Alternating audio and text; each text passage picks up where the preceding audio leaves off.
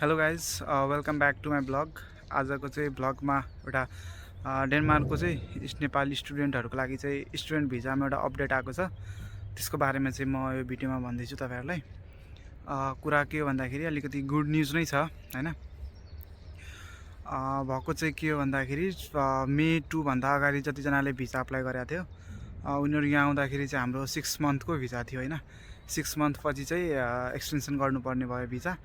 अनि एक्सटेन्सन भएर आउँदाखेरि चाहिँ एउटा डिफ्रेन्ट चाहिँ के रहेछ भन्दाखेरि भिजामा चाहिँ के चेन्ज भइरहेको छ भन्दाखेरि मे 2 पछि अप्लाई जतिजनाले गरेको थियो उनीहरूको चाहिँ वर्क पर्मिट पनि थिएन अनि डिपेन्डेन्ट पनि ल्याउन नमिल्ने भनेर भनेको थियो त्यो भिजामा चाहिँ।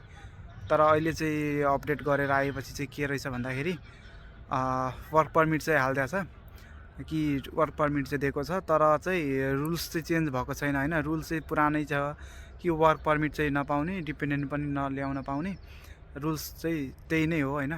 तर रुल चेन्ज नगरे पनि वर्क पर्मिट नभएको स्टुडेन्टहरूको लागि चाहिँ वर्क पर्मिट दिएको छ। सो तपाईँहरू कोही आउँदै हुनुहुन्छ या प्लानिङमा हुनुहुन्छ भने चाहिँ यसको बारेमा अलिकति मजाले बुझ्नु होला हैन। कन्सल्टेन्सीहरूसँग पनि यसको बारेमा चाहिँ कुरा गर्नु होला के रहेछ किन हैन। अनि यहाँ चाहिँ अर्को फेरि यसमा चाहिँ के छ भन्दाखेरि जुन जुन स्टुडेन्टहरू यहाँ आउँदाखेरि चाहिँ म यहाँ आफ्नो रिलेटिभ्सकोमा छु या आफ्नो रिलेटिभ्स छ भनेर त्यो देखाएको थियो कि मेरो रिलेटिभ्सहरू डेनमार्कमा छ भनेर, उनीहरूको लागि चाहिँ त्यो फेरि वर्क पर्मिट दिएको छैन उनीहरूलाई।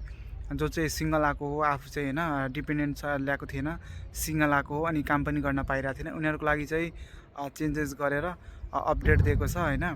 अनि उनीहरूलाई वर्क पर्मिट पनि दिएको छ। सो तपाईँहरू इन्ट्रेस्टेड हुनुहुन्छ, आउन चाहनुहुन्छ भने चाहिँ यसको बारेमा अलिकति मजाले बुझेर अनि अप्लाई गर्नु होला।